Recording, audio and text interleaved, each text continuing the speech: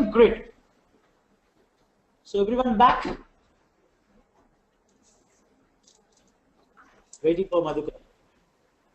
Yes. We are with the grid. What is meant by grid? What is a Selenium grid?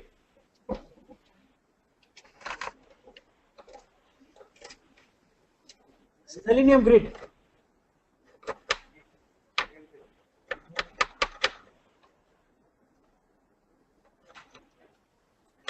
Okay, Selenium grid is nothing but, so it helps to run the particular test case parallelly. So how this particular concept works means, for an example, okay, so we have 4,000 test cases. These 4,000 test cases we need to execute. If at all, if you wanted to execute in the QTP, so actually I will explain here in terms of QTP or any other automation, commercial tools, Silk test or coded UI. So any tools if you wanted to execute, and here the Selenium, how it will execute. This side, okay.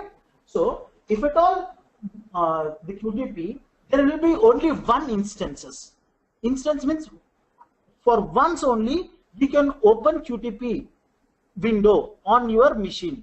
So if at all, if you start any automation in the program, then you can't do any operations on your system. You need to dedicate that machine.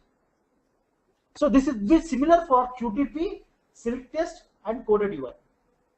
And one by one means after one test case, second test case. After this test case, next test case. After this test case, next test case. In this particular way, it will execute. Do you think like for execution of 4,000 test cases, how much time it will take? And that means I wanted to execute first 1,000 test cases on IE, okay, and then I wanted to execute on Firefox, and I wanted to execute on Chrome, and then I wanted to execute on Safari. So total means these 1,000 test cases once here, once here, once here, once here. So once after completion of these 1,000 test cases, for example, it takes 8 hours. So 8 hours for this one, and then 8 hours, and then 8 hours, and then 8 hours. I'm giving very rough figure, 8 hours. So 8 fours are 32 hours. So 32, 8 fours are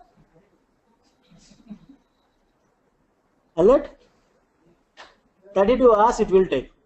But when it comes to the Selenium, at one shot, there is a concept, as I said, there is a hub and node.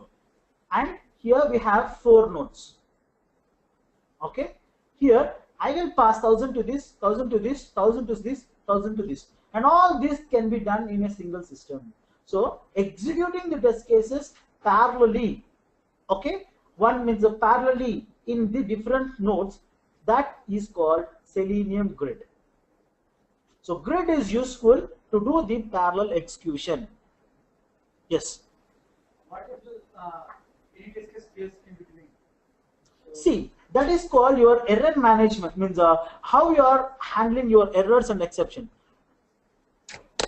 For the error, exception and handling, we will be having a concept called recovery scenario. What is meant by recovery scenario? If at all suddenly your test case failed, totally you have 100 test cases. On 50th test case, the test case has been failed. Now what it will do means, if it's a priority smoke test cases, it was different. Now I'm talking in regression suit. Smoke suit is different, regression suit is different.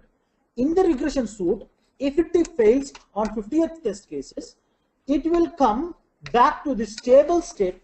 Okay, if I go to the means so if at all if this fails, then it will go stop the execution, send the results to the people stating that this is failed, and remaining it will automatically initiate and it will go the execution until and unless whatever the test case status you have given yes. So this is called recovery scenario. Actually, if it is in the Silk test tool, there is a standard registered system. How means there will be having a stable state, base state, like that. So base state is nothing but where you start your application execution. It will, by default, it will go there and stop the execution, and it will come back for next test case, and it will move further. Similar action will be done.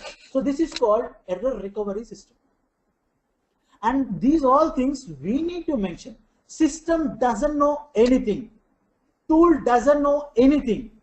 We need to tell to the machine, this is the way you need to work. This is the way you need to execute.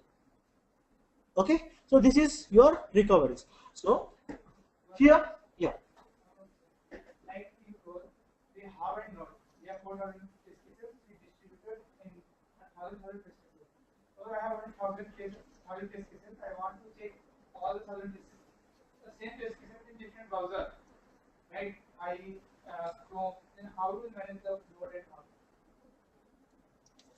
That's where we have separate topic of Selenium grid. So once we go there, I will let you know how to configure this hub and nodes, and how we can assign the test cases. So all these things we will discuss in detail in Selenium grid. So Selenium grid, we shouldn't miss, definitely we can't miss that one. So in future, in further sessions, we are going to discuss what is a Selenium WebDriver and how we have to work on Selenium WebDriver, and what is a Selenium grid and how we are going to work on this one. In detailed level of discussion we are going to do on these things. But we don't discuss much more about RC because it's already outdated, and about IDE. Anyways, we don't use that one.